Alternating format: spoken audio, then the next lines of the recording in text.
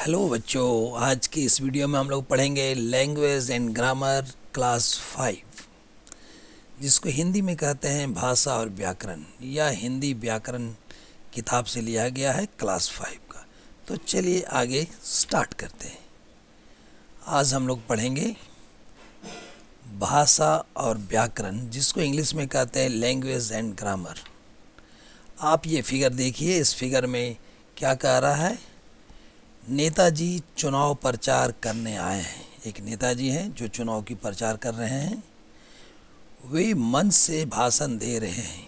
आप फिगर में देखिए, नेताजी मंच पे खड़े हैं और वह भाषण दे रहे हैं। जनता उनका भाषण सुन रही है।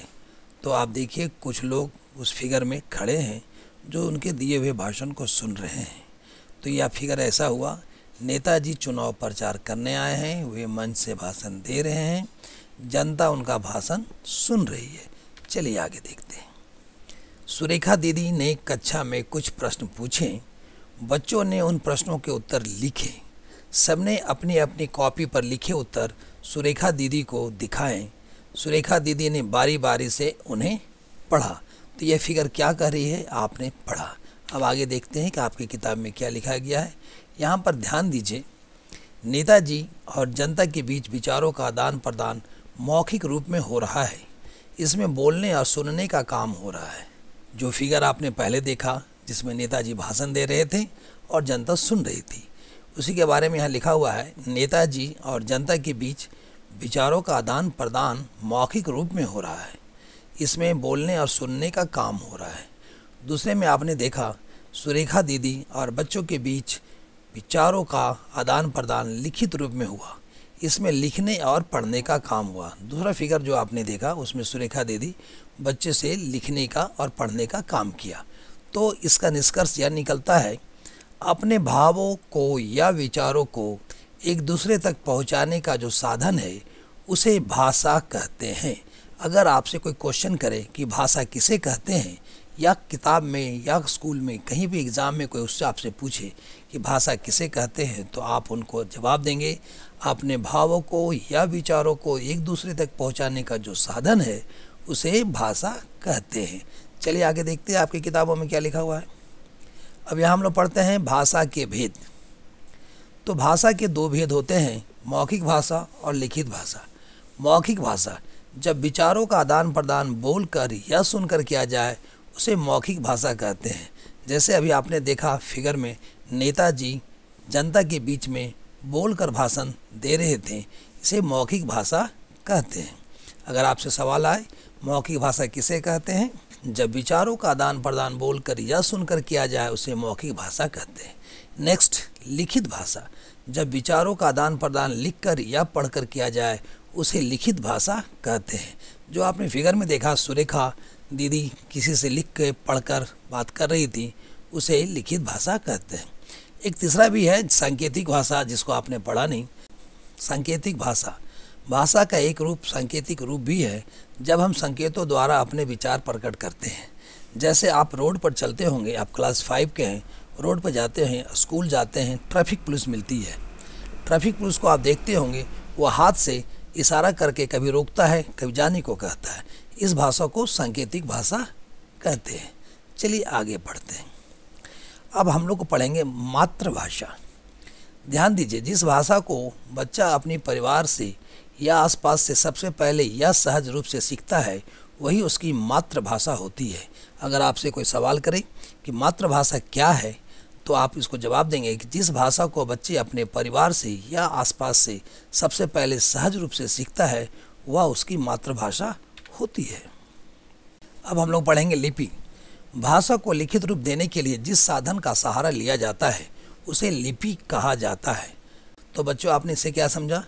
आप जो लिखा हुआ पढ़ रहे हैं, उसको लिखने के लिए जिस साधन का सहारा लिया गया है, उसे लिपि कहा जाता है।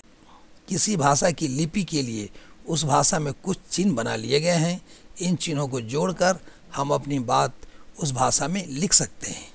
तो चलिए क्या समझे इससे आगे। यहाँ लिखा हुआ है, मौखिक ध्वनियों को लिखकर प्रकट करने वाले चिन्हों को लिपि भी कहते हैं।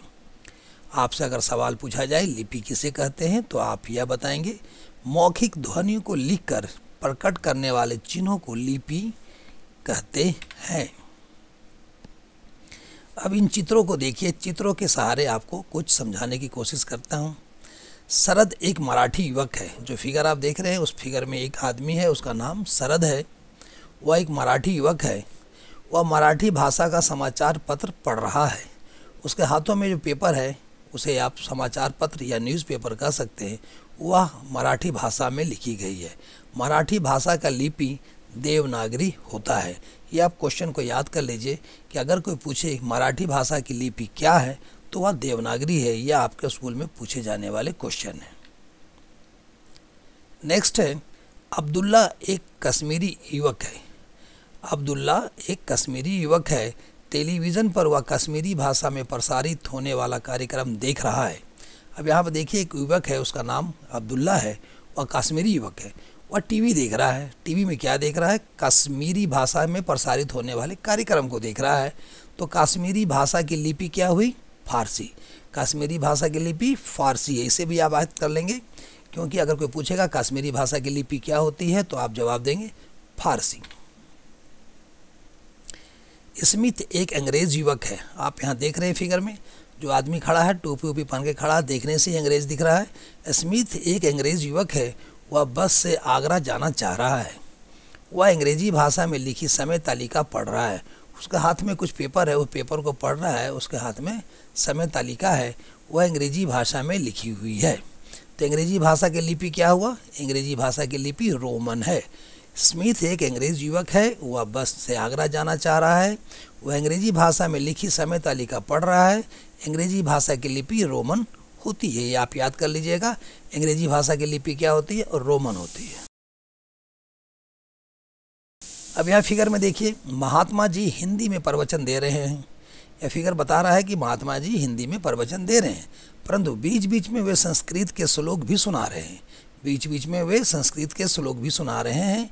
हिंदी और संस्कृत भाषाओं की लिपि देवनागरी होती है। अगर आपसे कोई पूछे हिंदी और संस्कृत की भाषाओं की लिपि क्या होती है तो वह देवनागरी होती है। स्मृति आहूजा पंजाब केसरी पढ़ रही है। यह पत्रिका पंजाबी भाषा में छपी हुई है। पंजाबी भाषा की लिपि गुरमुखी है। पंजाबी भाषा की लिपि गुरमुखी होती है। आपने देखा कि अलग अलग भाषाओं की लिपि अलग अलग होती है। हाँ, कुछ भाषाओं की लिपि समान भी होती है। अब हम लोग पढ़ेंगे व्याकरण। अब तक आपने पढ़ा कि लिपि की भाषा में महत्वपूर्ण स्थान है। यहाँ ध्यान देना आवश्यक है कि भाषा में जो कुछ आप लिखना या बोलना चाहते हैं वह सही ढंग से लिख या बोल रहे हैं। सुनने वाला या पढ़ने वाला आपकी बातों को ठीक ठीक वही अर्थ समझे जैसा आप कहना चाहते हैं। इस बात को सुनिश्चित करने के लिए जिस साधन का सहारा लिया जाता है उसे व्याकरण के नाम से जाना जाता है। अगर आपसे कोई पूछे व्याकरण किसे कहते हैं तो देखिए नीचे लिखा हुआ है, वह साधन जो हमें किसी भाषा को बोलने, पढ़ने या लिखने का व्यवस्थित ज्ञान कराता है व्याकरण कहलाता है। अगर आपसे सवाल किया जाए कि व्याकरण किसे कहते हैं तो आप उनको जवाब देंगे, वह साधन जो हमें किसी भाषा को बोलने, पढ़ने या लिखने का व्यवस्थित ज्ञान कराता है उसे व्याकरण कहते हैं।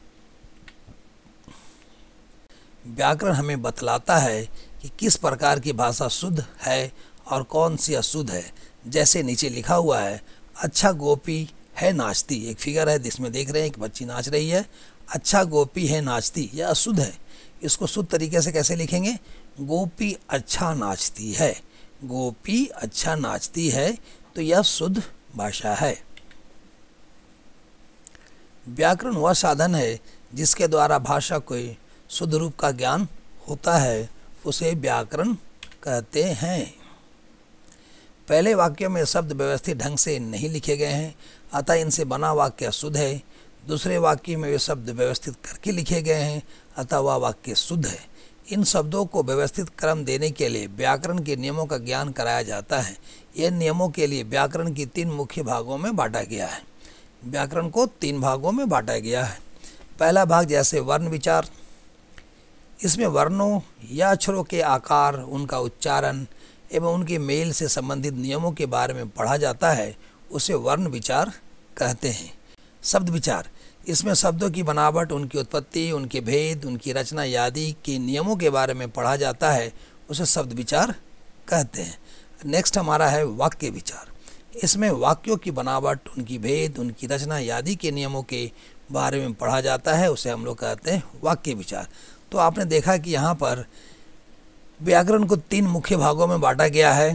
पहला है वर्ण विचार, दूसरा है शब्द विचार, तीसरा है वाक्य विचार है। तो हम लोगों ने अभी पढ़ा भाषा और व्याकरण या हिंदी व्याकरण का पाठ था। ये क्लास 5 से लिया गया है, जिसको इंग्लिश में लैंग्वेज एंड ग्रामर भी कहते हैं। आज की इस वीडियो में यहीं तक, और नेक्स्ट वीडियो में हम लोग पढ़ेंगे संज्ञा। नेक्स्ट वीडियो में हम लोग पढ़ेंगे संज्ञा, नाउन किसे कहते हैं, और उदाहरण के साथ हम लोग पढ़ेंगे। तो आप लोगों ने इस वीडियो को यहाँ तक देखा, इसके लिए थैंक्स फॉर वाचिंग। आप इस वीडियो को लाइक कर लीजिए और अपने दोस्तों को शेयर कीजिए। चैनल में पहली बार आए हैं तो चैनल को सब्सक्राइब कर लीजिए, और अगर आप सब्सक्राइब किए हुए हैं तो इसके लिए बहुत बहुत धन्यवाद, और लोगों को बांटिए। Thank you, thanks.